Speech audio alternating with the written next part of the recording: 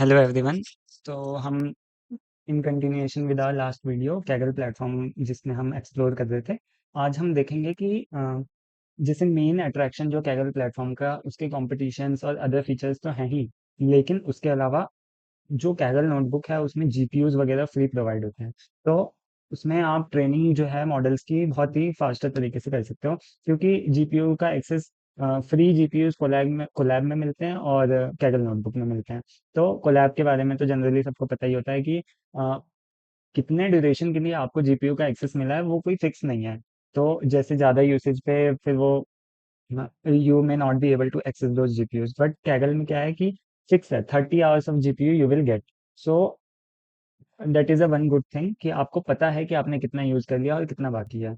तो आज हम देखते हैं कैसे कैगल नोटबुक एनवायरनमेंट वर्क करता है और फिर क्या क्या है इसमें। एक न्यू नोटबुक बनाते हैं, शुरू करते हैं यहाँ से। ठीक है, कैगल एनवायरनमेंट डिस्कशन, हम इस नोटबुक का नाम देते हैं। तो जब भी आप कोई नई नोटबुक बनाओगे तो ये इंटरफेस आपके सामने खुल के आएगा। ठीक है। तो इसमें ये कुछ इनिशियल बॉयलर प्लेट जैसी कुछ दी हुई है। जो भी आपके इनपुट डायरेक्टरी में फाइल हैं वो फेच होके उनका नाम यहाँ पे आ जाएगा इस कोड के जरिए, और पांडास और नंपाई को इंपोर्ट किया हुआ है, सिंपल सी बात है। ठीक है। और क्या है, दिया हुआ है कि 20 GB you can save in the Kaggle working directory. तो ये क्या है, ठीक है, इसके बारे में यहाँ से देखेंगे कि ये जो वर्किंग डायरेक्टरी हमें मिली हुई है, इनपुट दिया है और एक ये आउटपुट सेक्शन है। तो दोनों में क्या है कि input is what you want to attach with your notebook, any data set, any model, और which competition for which you are making this notebook. तो this is what about the input section. और output जो भी code में processing करके, अगर आपने let's say एक इमेज डेटा सेट है, उसमें कुछ प्री प्रोसेसिंग करके एक नया डेटा सेट बनाया आपने, तो सॉरी, तो उसको यहाँ पे यूज कर सकते हैं, सेव कर सकते हैं। और फिर ये ऑप्शन देख रहे हो सेव वर्जन का, तो जब हम सेव वर्जन दबाते हैं ना, तो यहाँ पे कुछ ऑप्शंस आते हैं। वर्जन नेम ये तो फिक्स रहेगा, मतलब आप अपना भी लिख सकते हो, लेकिन क्यों चेंज करना है, जो है वो रहने देते हैं। फिर ये दो ऑप्शन होते हैं, save and run all and quick save. Save and run all में क्या होता है, अगर आपने ये ऑप्शन सेलेक्ट किया तो सारा कोड जो है वो दोबारा से एग्जीक्यूट होगा और फिर सेव होगा। सेव करने के लिए भी हमारे पास यहाँ पे ऑप्शन है कि देख रहे हो, run without an accelerator for this session, run with GPU TPU. तो सेव करते वक्त सेव एंड रन ऑल अगर आपने सिलेक्ट किया है तो रन किसके थ्रू होगा, विदाउट एक्सेलरेटर होगा या जीपीयू में होगा, तो वो यहाँ से सिलेक्ट कर सकते हैं। और एक ऑप्शन है ये क्विक सेव वाला। क्विक सेव में क्या होता है, रीरन नहीं होगा, जो भी आपका स्टेट है नोटबुक का एज इट इज सेव हो जाएगा along with the working directory. यानी कि जो भी आपने फाइल्स क्रिएट की होंगी, चेंजेस किए होंगे, वो कैगल वर्किंग डायरेक्टरी में सेव हो जाएगी और आप उसको as it is quick save के थ्रू नोटबुक में सेव कर सकते हो। इसका फायदा क्या है कि when you want to create a Kaggle data set let's say in future, तो यहाँ पे ऑप्शन आता है कि from where you want to fetch the data from. So can you see notebook output here. तो कौन सी नोटबुक का output आप लेना चाहते हो, तो with that you can select, और फिर जो भी उसका आउटपुट होगा उससे एक नया डेटा सेट बना लो। तो इसलिए ये वाला फीचर काफ़ी यूजफुल रहता है। ठीक है। फिर ये तो देख लिया हमने। ठीक है, यहाँ ऑप्शंस के बारे में देखते हैं। ये तो ऐड सेल पता ही है सबको, यहाँ से भी हो जाएगा। ठीक है। फिर cell option, insert above below, और कट ऑप्शन है, पेस्ट ऑप्शन है, कॉपी है, run current cell and run all. फिर ये कोड वाला ऑप्शन है कि सेल कैसा होगा, कोड होगा या मार्कडाउन होगा, तो वो यहाँ से सिलेक्ट हो सकता है, कोई बड़ी बात नहीं है। ठीक है, फाइल में देखते हैं। तो न्यू नोटबुक, अगर आप न्यू नोटबुक बनाना चाहते हो उसके लिए इंपोर्ट नोटबुक, जैसे कि अगर आपने कहीं से IPyNB फाइल डाउनलोड कर रखी है, उसको कैगल में इंपोर्ट करना है, तो उसके लिए ये फीचर है। डाउनलोड करना है नोटबुक को, ओपन इन कोलैब, ये वाला फीचर अभी नया है कि ये दबाते ही I will be able to get all this code in my Google Colab environment. तो वहाँ पे मुझे डाउनलोड करके इंपोर्ट करने की जरूरत नहीं पड़ेगी, तो वो स्टेप रिड्यूस हो गया। ठीक है। और फिर link to GitHub, utility script, जो मोस्ट इंपॉर्टेंट चीज़ें हैं वो मैं आपको बता देता हूँ। ठीक है। फिर ये upload data set, upload model, ये उस ये वाला फीचर यहाँ देख रहे हो, अपलोड वाला, तो सिर्फ ऐड नहीं कर सकते, अपलोड भी कर सकते हैं, ये उसके लिए है। फिर लैंग्वेज कौन सी यूज़ करनी है, पाइथन या आर, इंग्लिश हिंदी वाला नहीं है ये। ठीक है। और नोटबुक स्क्रिप्ट शेयर का ऑप्शन है, सेव वर्जन, वर्जन हिस्ट्री, तो ये सब तो ऐसी चीज़ें हैं। फिर यहाँ पे जनरल चीजें हैं, undo redo, move cell, cut paste, copy, ठीक है। तो ये भी इतना कुछ खास नहीं है। व्यू वाला जो ऑप्शन है यहाँ पे टॉगल लाइन नंबर दिखता है। तो जैसे कि आपको एक सेल के अंदर डिफरेंट लाइंस, मतलब कौन सी लाइन नंबर का रेफरेंस लेना है, अगर आप लाइन नंबर चाहते हो सेल वाइज, तो उसके लिए ये फीचर है, ठीक है। फिर हम हटा देते हैं। फिर आ गया तुम्हारा आउटपुट स्क्रोलिंग। तो वो जो अ, मान लो कि बहुत बड़ा आउटपुट है, तो तुम चाहोगे कि वो छोटे में आ जाए और स्क्रॉल करके उसको देख सकें, उसके लिए है वर्ड रैप। जैसे देखा कि नेक्स्ट लाइन में आ गया, ठीक है। तो ये बस उसके लिए है कि सेल की जो विंडो है उसके अंदर ही रहे कोड, बाहर ना जाए, ताकि वो फिर स्क्रॉल करने में बहुत दिक्कत आती है, ठीक है। फिर एडिटर लेआउट है, यहाँ पे कुछ कुछ ऑप्शन है। एक कोलैप्स ऑल कोड सेल्स, तो इससे क्या होगा, सारे कोड सेल कोलैप्स हो गए, ठीक है, सिर्फ आउटपुट दिखे। मतलब आप चाहते हो कि जो भी मान लो आपने कोई डेटा एनालिसिस परफॉर्म किया और कोई प्रेजेंटेशन देनी है, तो देखने वाले को कोड से तो मतलब है नहीं, आपने क्या उससे इंसाइट्स बनाई, क्या विजुअलाइजेशन बनाए, उससे मतलब है। तो कोड हाइड करके हम सिर्फ आउटपुट भी दिखा सकते हैं। तो ये हो गया वो वाला पार्ट, ठीक है। फिर आ गया, और क्या है, आउटपुट के लिए भी सेम चीज़ है। और यहाँ पे कुछ है नहीं। रन का देखते हैं। Run current cell, run all पता ही है, रन बिफोर, रन सेलेक्टेड। जैसे कि एक ही सेल के अंदर मैंने कुछ पर्टिकुलर पोर्शन सेलेक्ट कर लिया और फिर उसको रन करना चाहता हूँ, तो उसके लिए है ये। फिर ये रन के डिफरेंट ऑप्शंस हैं। अभी मैंने स्टार्ट नहीं किया सेशन। सेशन स्टार्ट कर दूंगा तो मेरे पास ये तीन ऑप्शन जो हैं ये एक्टिवेट हो जाएंगे, restart and clear cell outputs. इससे क्या होता है कि कई बार आपने जैसे पिप इंस्टॉल किया कोई लाइब्रेरी, तो उसको फंक्शनल होने के लिए एक बार रीस्टार्ट करना पड़ता है सेशन को। ऐसा हर बार ज़रूरी नहीं होता, बट हाँ, कभी कभी ऐसी सिचुएशन आती है कि जब वो चाहिए होता है। फिर फैक्ट्री रीसेट, पूरा शटडाउन कंप्लीट, जो भी आपकी वर्किंग डायरेक्टरी में सेव होगा सब उड़ जाएगा। स्टॉप सेशन, सिंपली स्टॉप करने के लिए। कैगल जुपिटर सर्वर, ये बहुत ही काम की चीज़ है। अब जैसे इसमें देखो क्या क्या ऑप्शन है। Colab compatible URL, VS code compatible URL, और यहाँ पे एक line I want you to read, this allows you to use the Kaggle compute and convenient Docker image with whatever editing tool you would like to। तो जैसे कि कुछ लोग को Kaggle का इन्वायरमेंट जो है काफी ओवरवेलमिंग लग रहा है, तो क्या कर सकते हैं कि, बट जीपीयू का एक्सेस ना आपके लोकल कंप्यूटर में है और कोलैब का भी जीपीयू आप यूज कर चुके हो, तो बच गया क्या, कैगल का जीपीयू। तो कैगल का जीपीयू कोलैब में कैसे यूज करना है, उसके लिए ये वाला फीचर है। तो मैंने ओपन इन कोलैब किया है, ठीक है। ये मेरा चल गया यहाँ पे। अब let's say for I in range,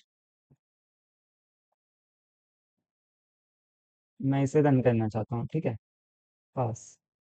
तो ये देखना कि कहाँ पे रन हो रहा है, ठीक है। अभी सीपीयू खाली था, CPU 100% usage, but I am not doing anything in this environment. Then how, for what this CPU is getting 100% utilized? Because here it is using the compute environment of Kaggle, but the interface I am getting is that of Colab। तो ये काफ़ी sexy feature है।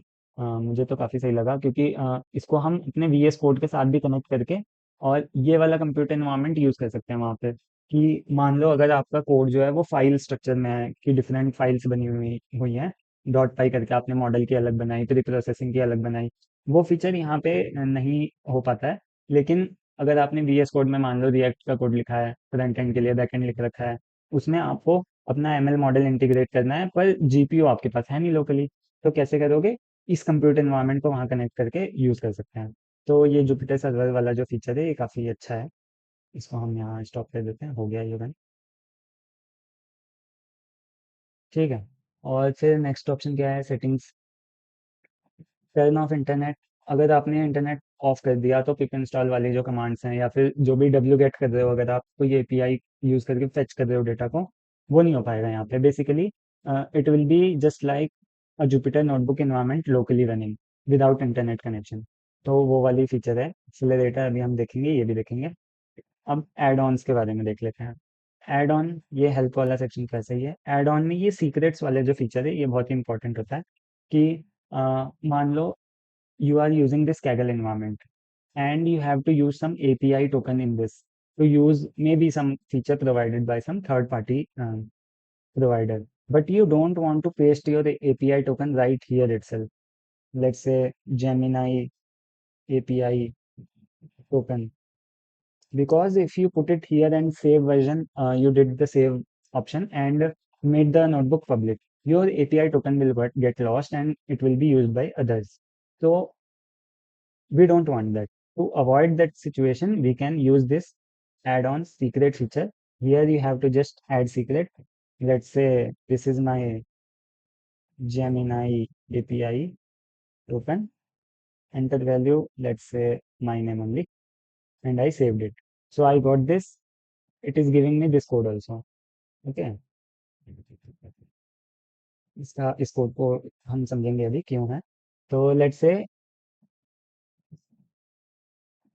Copy to clipboard and ये आ गया हमारा token.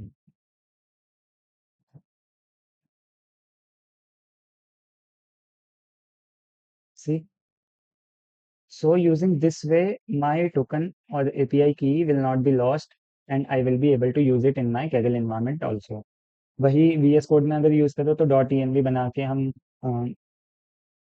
these to इस इन tokens को हाइड कर सकते हैं, लेकिन Kaggle में ये सीक्रेट्स वाला ऑप्शन होता है. ठीक है.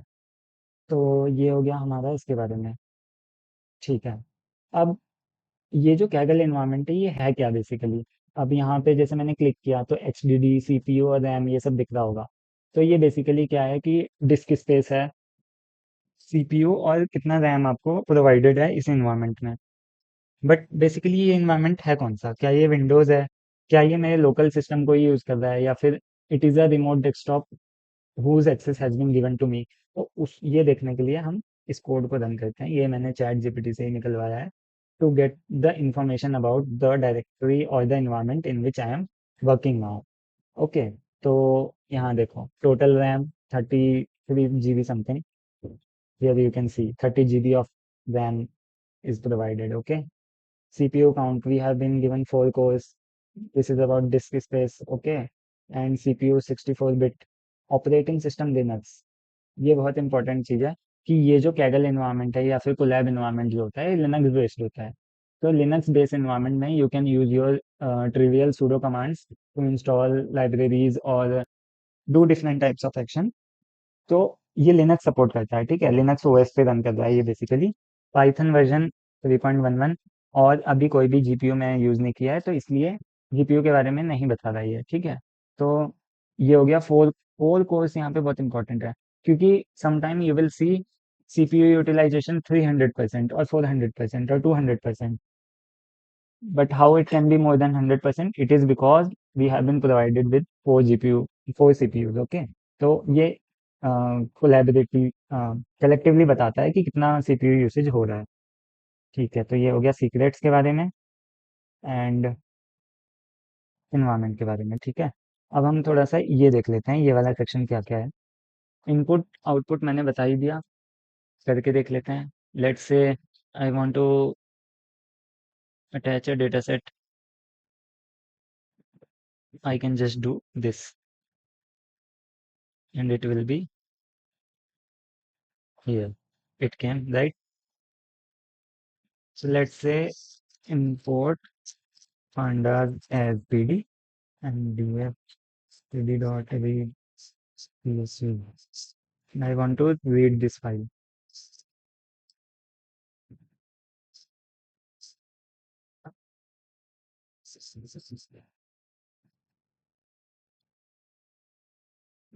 ठीक है. ये आ गया.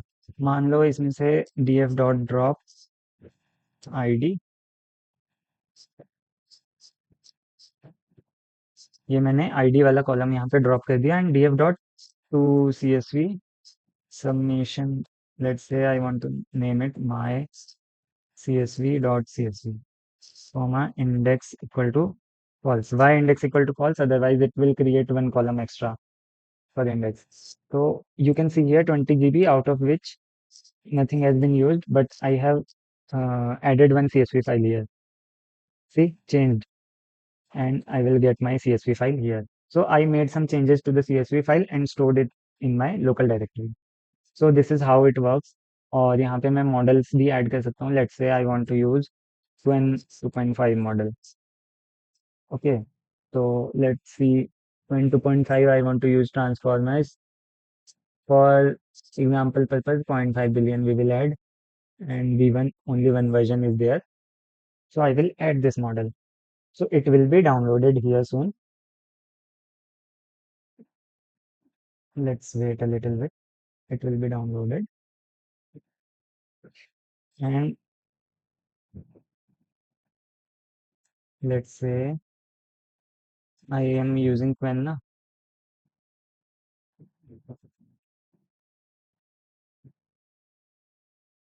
So I got this Qwen, and here you can get a starter code also.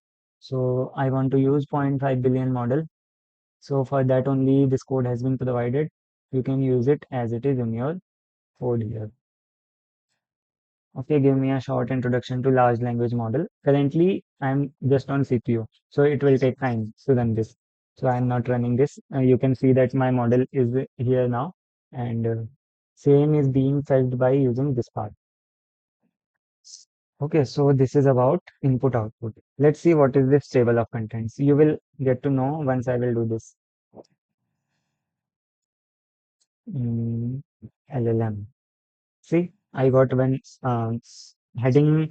It is kind of index only to jump to different sections in your notebook. And if I call this EDA, so I got one EDA option. So that's how you can create different sections in your notebook. This is about table of content session option. So this is very important part जिसके लिए सब Kaggle notebooks use करते हैं generally. Accelerator. अब इसमें तीन type के GPUs हैं, दो GPUs and one TPU is there. So GPU T4 cross 2. What does that mean? Let's see. I am turning this on. यहाँ देख सकते हो तुम, जीपीयू T4 है और जीपीयू P100 है. तो P100 is certainly better than T4, but the situation is that GPU T4 के टू इंस्टेंसेस हमें अलाउड होते हैं if I am using the first option. तो इसमें 15 GB in each TPU GPU मिलेगा मुझे. तो 15 15 it will be totally 30 GB. So you can do distributed training here. See I got two options for GPU here. Let's see more. So 15 GB in GPU 1 and in GPU 2 again 15 GB. So total 30 GB I got here in the GPU RAM. If I run this code once again, see, Tesla T4 and Tesla T4. I got two instances, and yeah, this is about my GPU access. So here I'm getting 30 GB, but you want not GPU RAM but better processing. So you go with GPU P100. Let's see. TPU, I have not used. Rarely you will use TPU because TPU requires you to process your dataset beforehand and then upload it into GCP, and then you have to connect it from there. So there is a lot of work to use TPU. Otherwise, TPUs are even more better. So in GPU P100, you get only 16 GB of RAM. So this is one trade-off. You have to decide which to use when. And remember this 30 hours. This is a fixed language. You can use Python or R in the notebook. And persistence, what is this about? This is about, like, you see, variables and files, variables only, files only. If I stop the session and then restart it again, if you have selected no persistent, then you have to run all your cells from the starting. But if you are choosing variables, then all your variables will remain intact. If you are choosing files only, then all the files you have stored in your working directory, this output option, this one, all the files here will be remain intact or persist. If you choose variables and files both, so both will be there even if you restart your session. Okay, so and this is about environment. Environment के बारे में एक चीज मैं बता देता हूँ, installing dependencies. तो यहाँ पे अगर आपको कोई नया पैकेज इंस्टॉल करना है जो कि इसमें नहीं है पहले से, तो you can add it here aren't in our base image. You can see this. So you can customize this environment also, and it will you can define which environment to use. Always use the latest one. Okay. And then there is this schedule notebook run. You can add triggers, frequency, or data updates. If some data is updated, then you rerun the notebook. I have not used this option quite often. And then there is code help. This is basically small code snippets provided to help developers. Like if you want to read CSV, this is code given. Okay, if you want to display an image, here you can use this. So this is how simple code blocks are given. This you can use this also in the starting phase. Otherwise, chat GPT तो है ही, ठीक है. और so this is about the Kaggle environment. Different versions you will save. Versioning बहुत काम की चीज़ है यहाँ पे, क्योंकि there are times when you want to you did some changes. Okay, you saved that version, then you made some more changes, because machine learning is iterative process.